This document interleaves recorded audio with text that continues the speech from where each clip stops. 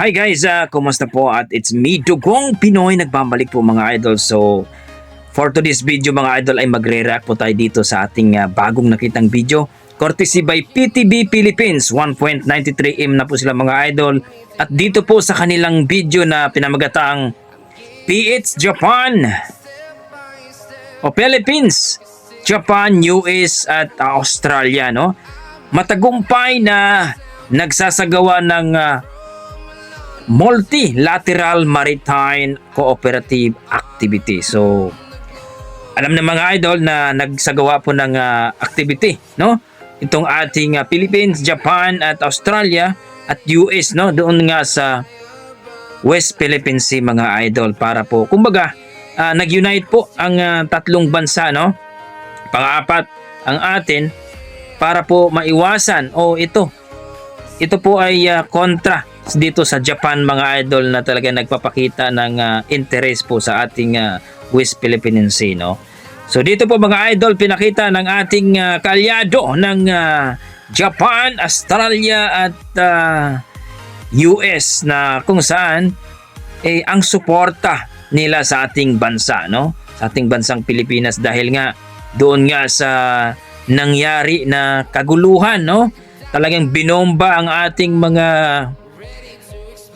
mga Pilipino doon ng mga taga China, ng mga Coast Guard mga idol, no? Dalawang barko po 'yon ang tumirada. Naku, Diyos ko po.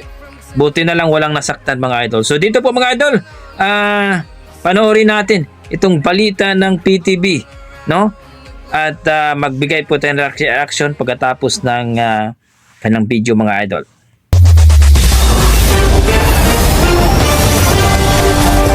Narito na ang PTV Balita ngayon. Naging matagumpay ang Multilateral Maritime Cooperative Activity ng Pilipinas, Australia, Japan at Estados Unidos sa West Philippine Sea kahapon.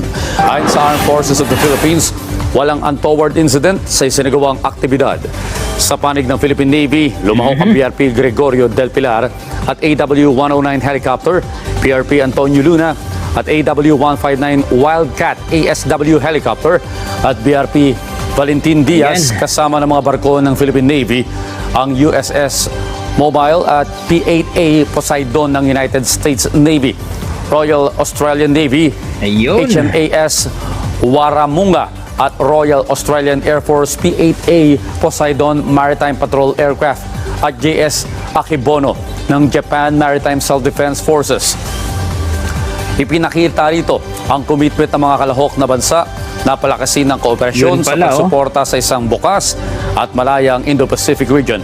Ang mga kalahok ay nagsagawa rin ng communications exercise, division tactics o officer of the watch maneuver at photo exercise na bahagi ng pagpapalakas ng interoperability ng kanilang mga puwersa. Una lang sinabi ng Australia, Amerika, Japan na suportado nito ang posisyon ng Pilipinas sa West Philippine Sea. Ayun. Yun po mga idol, no? Napakaganda po. Napakaganda po. No? Suportado tayo ng United States, Japan at Australia, no? Na hindi po tayo basta-bastang anuhin tayo ng China, bubulihin kasi mayroon po tayong mga allies, no? At dito po kinaklaro ng Australia at Japan at US na talagang kakampi natin sila. Oo. Kasi itong mga taga-China mga idol, nakapakalupit talaga na laging nahaharas sa atin. Imagine nyo yung mga ating mga mangingisda na pumunta doon, nagbigay ng grabe talagang sinusundan ng malalaking barko ng China mga idol, hindi maganda talaga. Grabe. 'Di ba? So kayo mga idol, ano masasabi nyo sa balitang ito? Good news ba to para sa atin?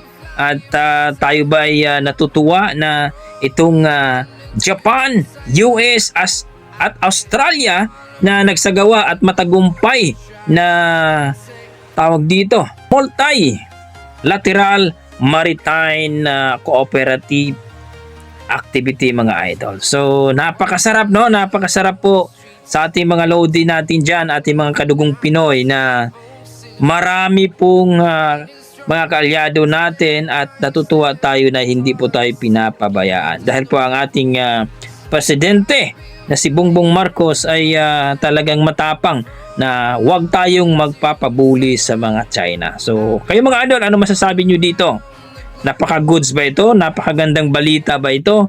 Na kung sakaling didistract naman tayo o anuhin naman, i-provoke na naman tayo ng mga taga-China, ay nandyan po yung US, Japan at Australia nakakampi natin. So please comment down below mga idol para pag-usapan po natin yan sa comment section. At hanggang dito na ako mga idol. Maraming salamat at ingat po kayo lagi at God bless mga idol. At please po supportahan po natin itong PTV Philippines mga idol. Kung sa mga hindi pa po nakapag-subscribe sa kanila, please pa-subscribe po sa kanilang YouTube channel. Okay? God bless mga idol.